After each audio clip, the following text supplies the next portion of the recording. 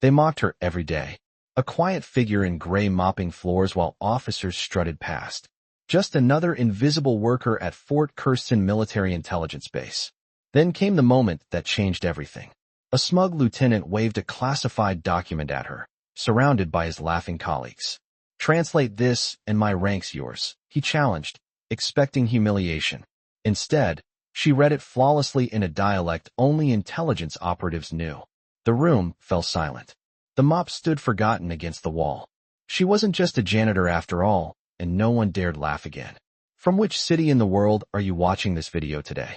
If you enjoyed this story, please consider subscribing to see more content like this. Your support means everything to our channel. The morning light barely penetrated the reinforced windows of Fort Kirsten Military Intelligence Base as Talia Embry began her shift. Gray-streaked hair tucked under a plain cap, shoulders slightly hunched, eyes downcast, but oddly alert. Her movements as she pushed her mop across the polished floor were efficient, practiced, almost mechanical in their precision. The smell of industrial cleaner mixed with military-grade coffee filled the air as she worked, her gray uniform blending into the institutional walls. Officers and analysts streamed past without acknowledgement. Colonel Hayes marched by with his entourage, discussing deployment strategies as if Talia were merely another piece of furniture. Major Wilson nearly collided with her cart, offering no apology as he continued his phone conversation.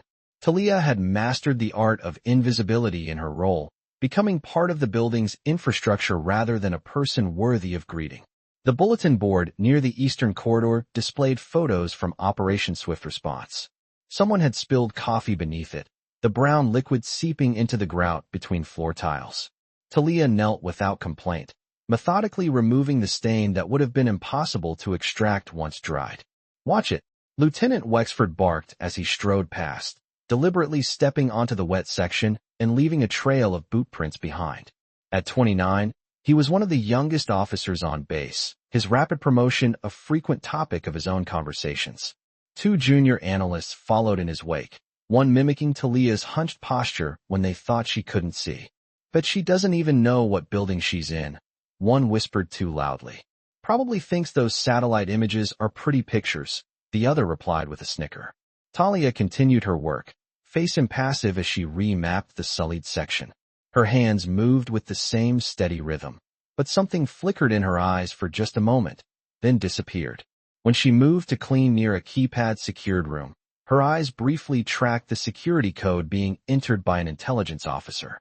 6 digits entered with practiced ease.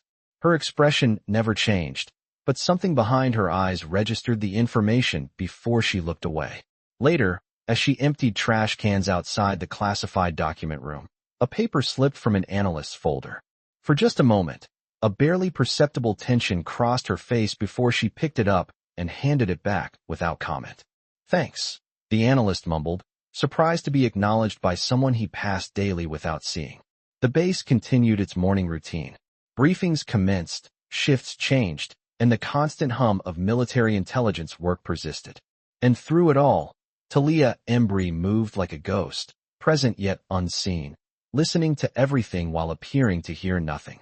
By mid-morning, she was cleaning the communications wing where specialists monitored international transmissions. 2 officers discussed a translation problem with increasing frustration. "The dialect has subtle variations we're missing," one explained. "Headquarters says it could change the entire meaning of the intercept." Talia's mopping slowed momentarily, but she kept her head down as she worked around their station. "If you're going to eavesdrop, at least be subtle about it," one of the specialists snapped at her. "This is classified."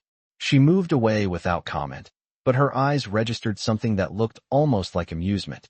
Near the training facilities, a group of new recruits were being lectured on security protocols. Their instructor, Sergeant Devlin, paused as Talia entered to clean the adjacent restrooms. "Lower your voices when support staff are present," he reminded them. "Even if they don't understand what you're saying, it's basic protocol." Talia disappeared into the restroom, the door closing behind her with a soft click. Inside, alone for the first time that morning, she allowed herself a moment of stillness.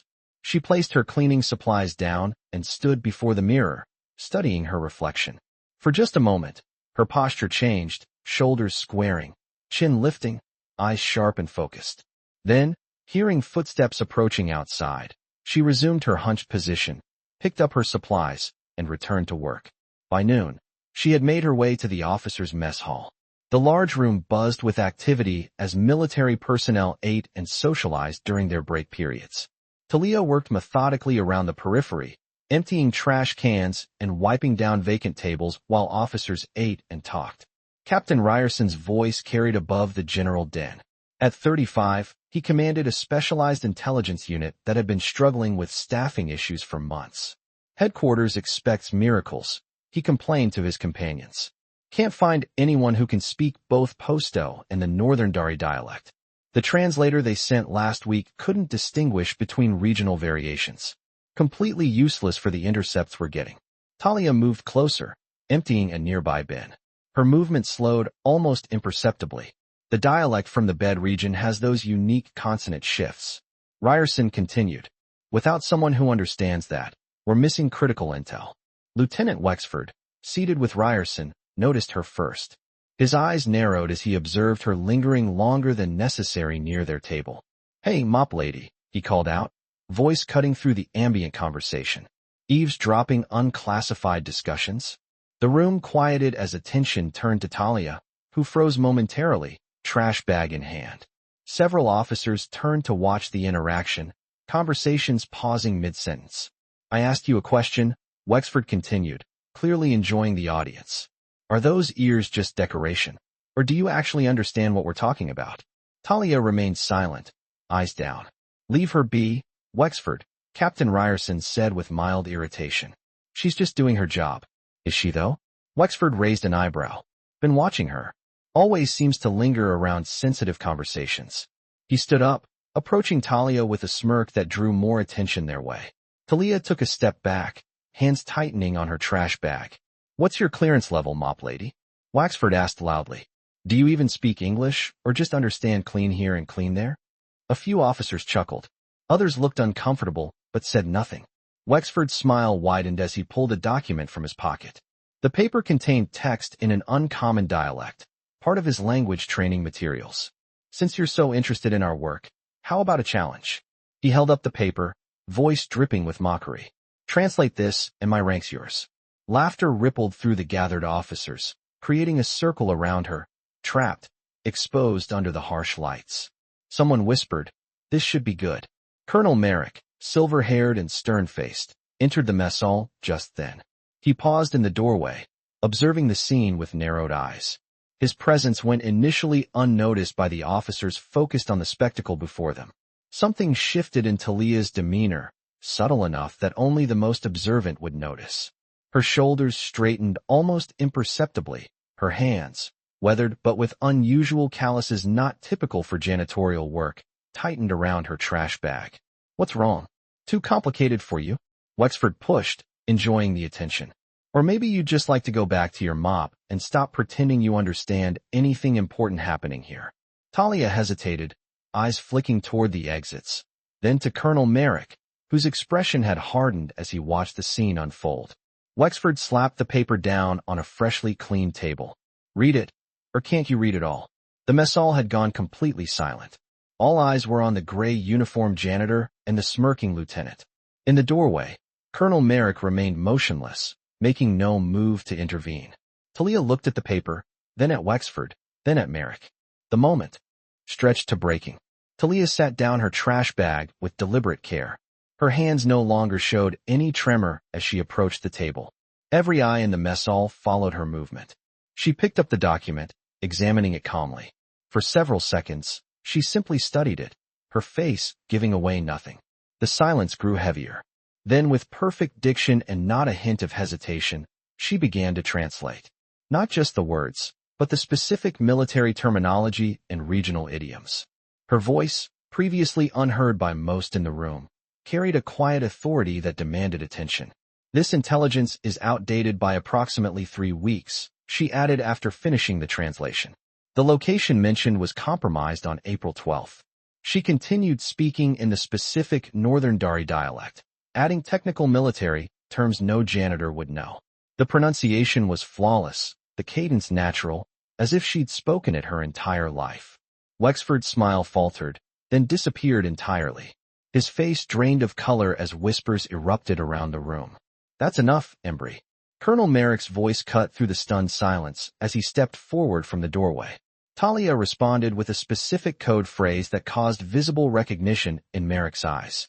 Merrick's posture shifted immediately to military attention. "Commander Embry." The room erupted in confused whispers. Officers who had been laughing moments before now stood straight, uncertainty written across their faces. "Sir," Talia acknowledged, her entire demeanor transformed. She was suddenly taller, her voice clear and commanding, all traces of the meek janitor gone in an instant. Wexford looked between them, confusion and shock evident on his face. Commander Merrick raised his hand for silence.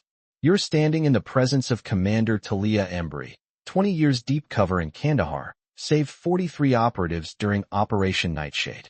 Talia removed her cap, standing straight for the first time, her entire demeanor transforming before their eyes. With the cap gone and her posture corrected, she was suddenly unrecognizable as the hunched janitor they'd ignored for months. "She designed the cipher system you just handed her," Lieutenant Merrick continued, his voice carrying an edge. "The one you're still struggling to learn in your advanced courses." Wexford opened his mouth, attempted an apology, but was silenced by a simple raised hand from Talia. She returned the document to him, now with notations correcting 3 intelligence errors in the margins. "Invisibility is a tactical advantage," Talia addressed the room, her voice calm, but carrying to every corner. "Remember that before you decide who deserves your respect." The mess hall remained silent as Colonel Merrick gestured toward the exit. "Commander Embry, if you'd join me in my office." As they walked out, leaving the stunned officers behind, whispers erupted. Wexford stood frozen, the annotated paper still in his hand, face flushed with humiliation and shock. In the corridor, Talia matched Merrick's stride perfectly. No trace of her previous hunched posture. Base personnel they passed did double takes, unable to reconcile the commanding figure beside the colonel with the janitor they'd seen for months. "Your cover was nearly perfect," Merrick noted as they walked. "Even I sometimes forgot what you were actually doing here." "That was the point," Talia replied. "When people think they're talking in front of furniture, they reveal more than they intend to." They reached Merrick's office, a spacious room with tactical maps covering one wall and security monitors on another. He closed the door behind them and engaged the privacy protocols with a switch beneath his desk. "How much have you gathered?" he asked, dropping the formality now that they were alone. Talia pulled a small device from beneath her janitor's uniform, plugging it into Merrick's secure terminal. "Enough to narrow down our suspects to 3. The leak is definitely internal, and it's someone with high access." Data flowed across the monitor screen, showing access logs, communication patterns, and movement records that only someone with near-invisible status on base could have compiled without raising suspicion. "Major Dennings, Captain Iskridge, or Lieutenant Commander Vargas," Talia explained, highlighting each profile. "All 3 have accessed the compromised files within the time frame.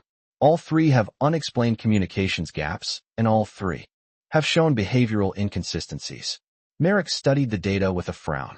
"Dennings has been with us for 15 years. Vargas is on the fast track for promotion.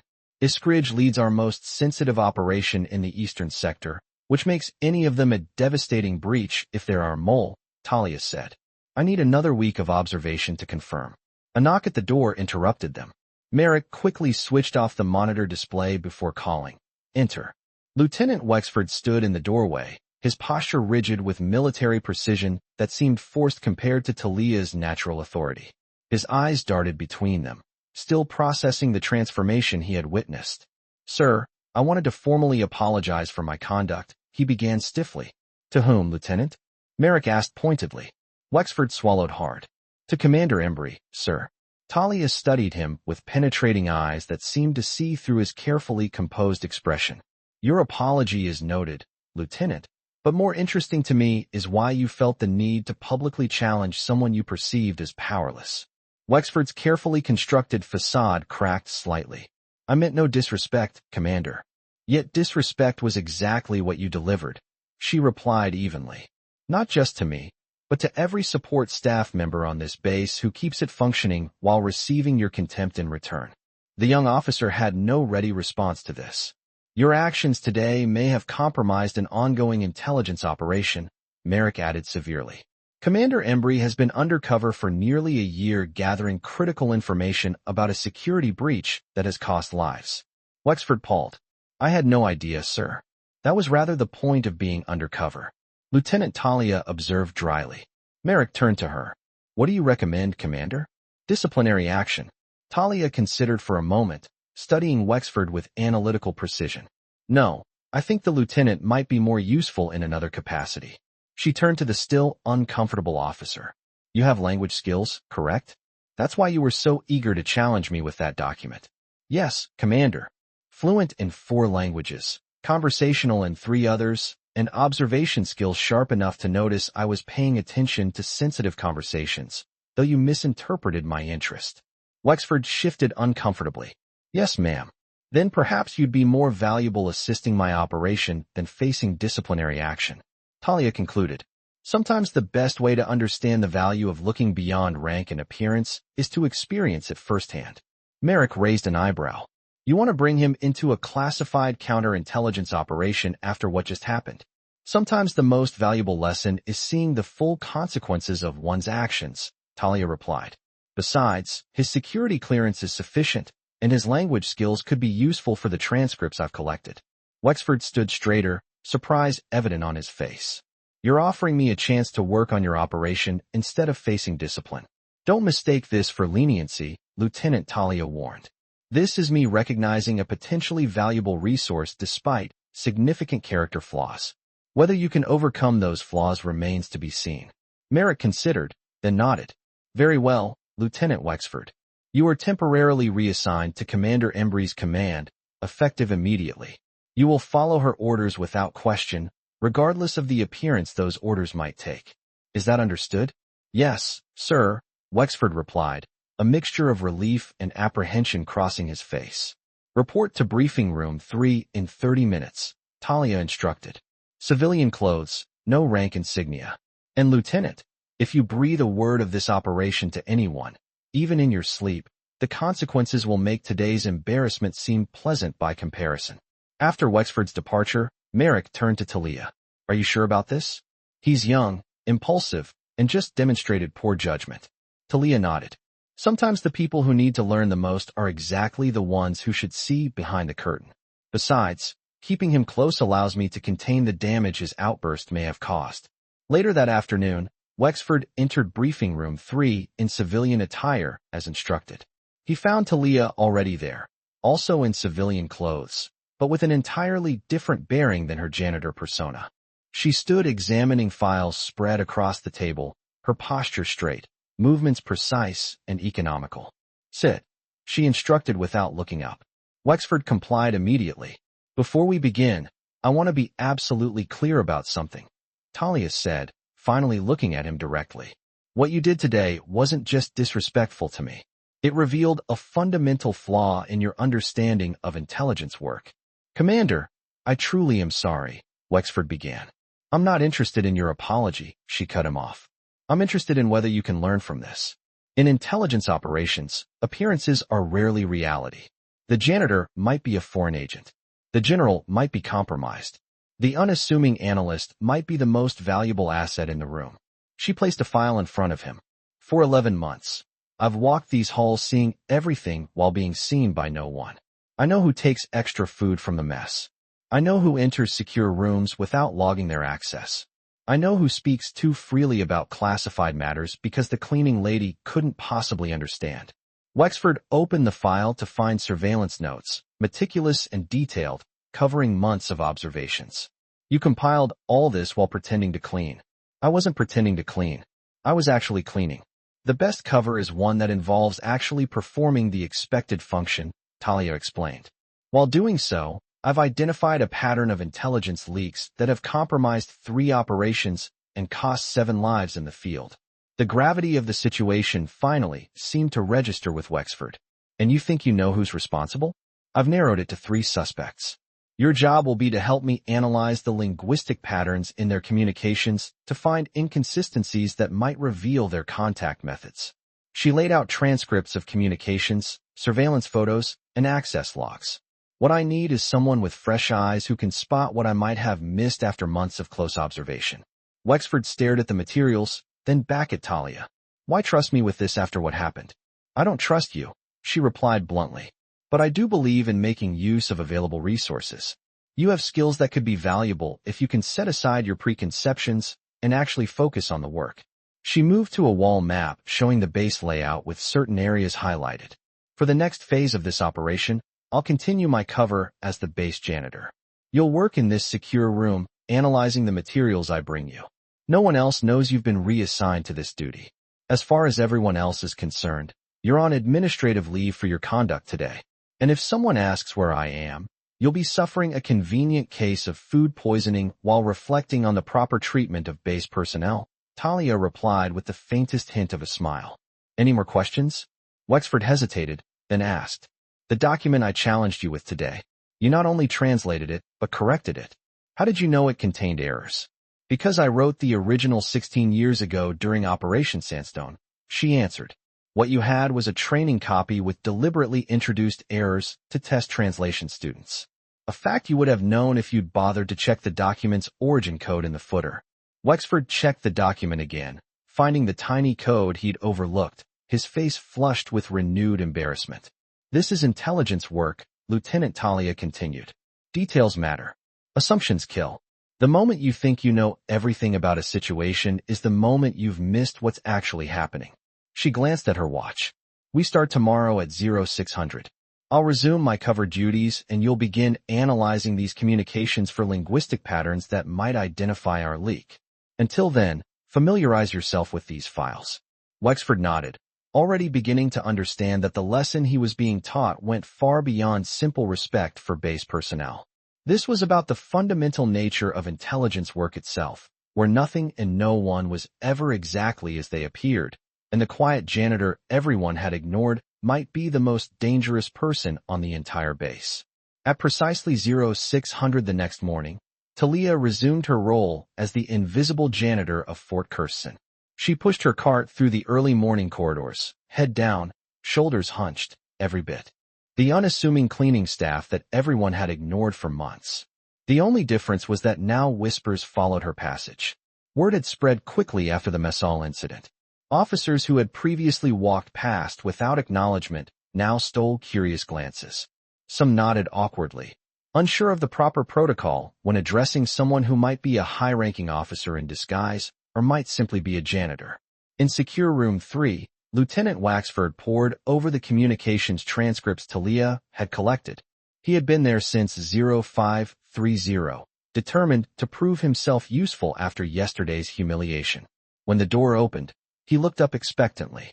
Talia entered, still in her janitor's uniform, carrying a trash bag that she promptly upended onto the table. Out tumbled several crumpled papers, a discarded data drive, and what appeared to be handwritten notes. Major Denning's trash, she explained, pulling on gloves. You'd be amazed what people throw away when they think no one is looking. Wexford eyed the pile with newfound appreciation. You've been collecting trash as evidence, among other things, she replied, sorting through the items methodically. Found anything in those transcripts? Maybe. There's an unusual speech pattern in Captain Escree's communications. He uses certain phrases that don't match his normal writing style, almost as if he's including coded signals in routine reports. Talia nodded approvingly. Good catch. What about Vargas? Nothing obvious yet, but his access logs show he's been in the secure communications room during odd hours. Claims he's catching up on work, but the timestamps don't align with any scheduled projects. They worked in silence for several minutes. Talia carefully flattening crumpled papers while Wexford continued analyzing data patterns. The dynamic between them had shifted dramatically from the previous day, the lieutenant, now treating every word and observation from the commander with careful attention. Why choose to be a janitor? Wexford finally asked, unable to contain his curiosity any longer. With your background and skills, you could have taken any cover position. Talia didn't look up from her work. Janitors have access to every room on base. No one questions their presence anywhere. No one watches what they do. And most importantly, no one speaks carefully around them. She smoothed out a particularly crumpled paper. When was the last time you watched what you said in front of maintenance staff or considered that the person emptying your trash might understand the classified documents you've carelessly discarded? Wexford had no answer. The best intelligence gathering happens when people don't know they're being observed, she continued. For that, there's no better position than being seen as someone beneath notice. The lieutenant was quiet for a long moment, processing this shift in perspective. I never considered how much power there is in being invisible. Few do. That's what makes it effective. She checked her watch. I need to continue my rounds. The moment I break pattern is the moment our suspects might notice something's changed. She gathered the janitor's supplies she'd brought in with her. Keep working on those transcripts. I'll be back at 1100 with more material. As she reached the door, Wexford spoke again. Commander, I want you to know I'm taking this lesson seriously. Not just about the operation, but about how I've treated people. Talia studied him for a moment. Actions matter more than words, Lieutenant. I'll be watching to see if you actually learn or just feel temporarily chastened. With that, she slipped back into her janitor persona and shuffled out once again, becoming invisible before she'd even closed the door. Throughout the morning, Talia continued her normal cleaning routine, paying particular attention to the areas frequented by their three suspects. Outside Major Denning's office, she mopped slowly, ears attuned to his phone conversation. Absolutely secure, he was saying to someone. The protocols were updated last week. No one has access without direct authorization. She made a mental note to check what protocols he was referring to. As she moved her mop closer to his door, Dennings emerged suddenly, nearly colliding with her. Watch where you're going. He snapped automatically, then froze as recognition dawned. The Major's expression cycled rapidly through confusion, embarrassment, and concern. Commander, he said, quietly, glancing around to ensure no one else was in earshot. I apologize for the near collision. Talia kept her head down fully in character. No problem, sir. She mumbled in a voice entirely unlike the authoritative tone she had used in the mess hall. Dennings hesitated, clearly uncertain how to proceed. Should I be concerned about your presence here? She looked up just enough to make brief eye contact, her expression giving nothing away. Just doing my job, sir, like always. The Major nodded uncertainly and continued on his way, glancing back once with clear discomfort. Talia noted his reaction carefully. Guilt or simply the natural discomfort of someone who suddenly realized they'd been watched for months. By noon, she had completed her circuit of the base and returned to the secure room where Wexford waited with fresh analysis. Escort is clean, he reported immediately. Those speech patterns I noticed were actually from translation software he's been using. He's been taking advanced language courses on his own time, trying to qualify for a position in field operations. Commendable initiative, Talia noted. What about the others? Vargas remained suspicious. Those odd hours access logs correlate with several of the known intelligence leaks.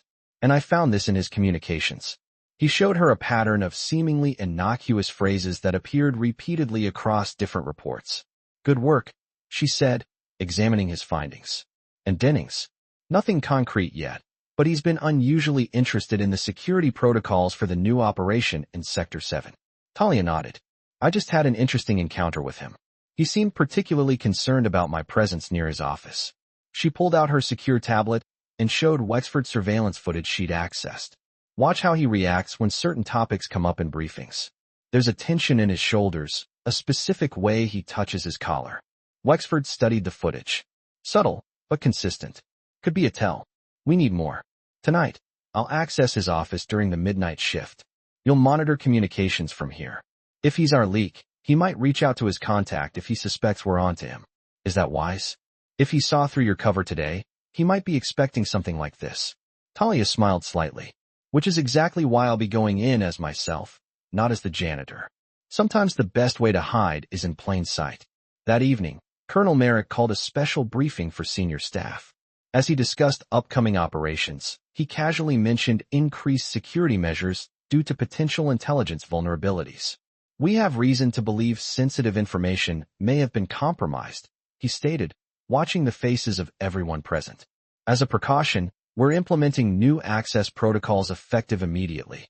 From her position at the back of the room, ostensibly cleaning the windows, Talia observed the three suspects carefully.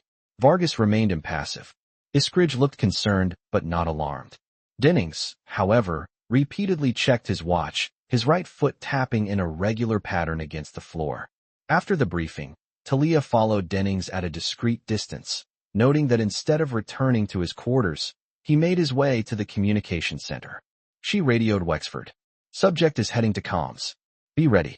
At precisely 2,300 hours, now dressed in her officer's uniform with commander's insignia clearly visible, Talia walked confidently into the main administrative building.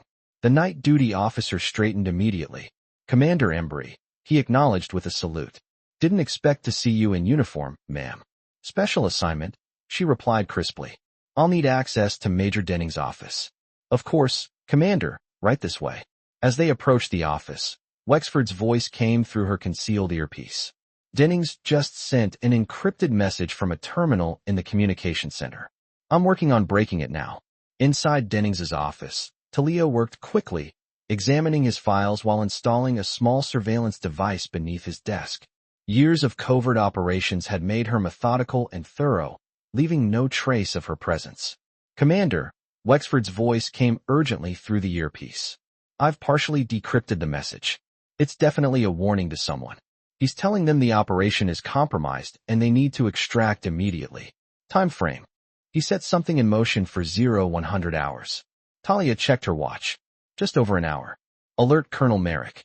Full security protocol alpha. I'm heading to the communication center. She slipped out of the office, nodding to the duty officer as she passed. Instead of heading directly to the communication center, she took a detour to the security office where she accessed the base's monitoring systems. Show me all scheduled departures within the next 2 hours, she instructed the system operator. Just one, ma'am. Supply transport to Andrews at E130. Who authorized it? The operator checked his screen.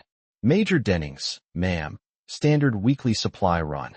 Nothing standard about it, Talia muttered. Lock down that transport.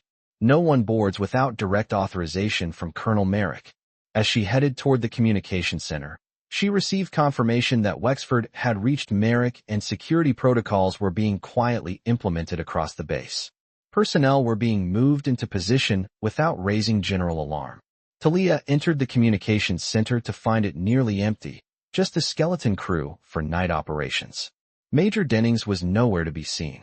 Where's Major Dennings? She asked. The duty communications officer left about 10 minutes ago, ma'am. Said he was heading to the transport area to check on some supplies for tomorrow's shipment.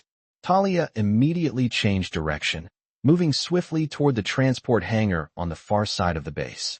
As she approached, she could see increased security personnel taking positions around the perimeter, responding to Colonel Merrick's silent alarm.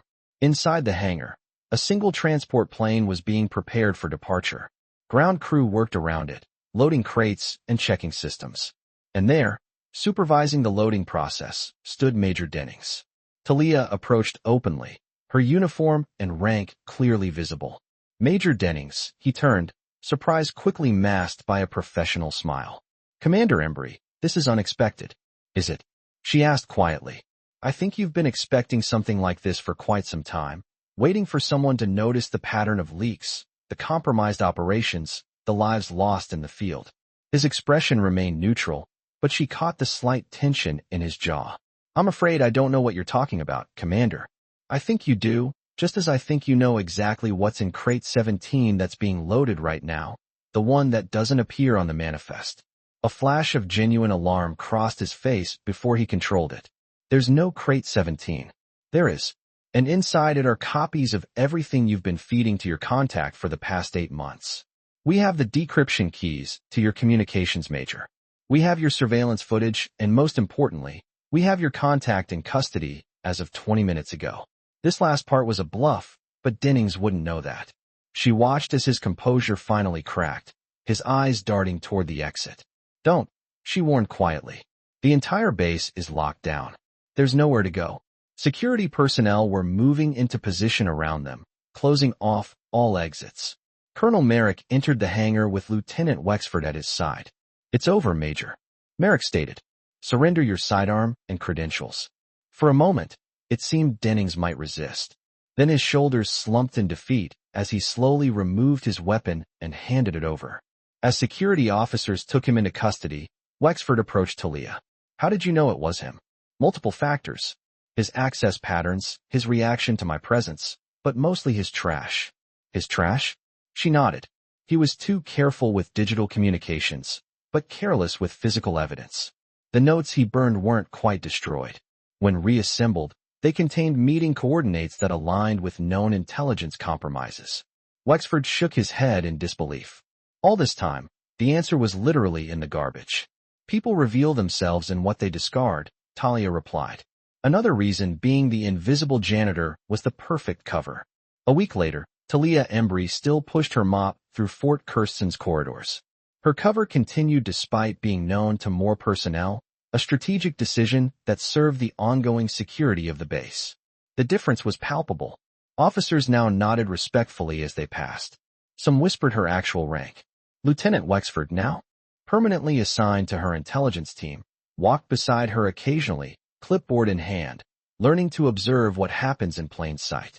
A new recruit, unaware of recent events, carelessly dropped trash near Talia's freshly mopped section. Before Wexford could intervene, another officer quietly corrected the recruit.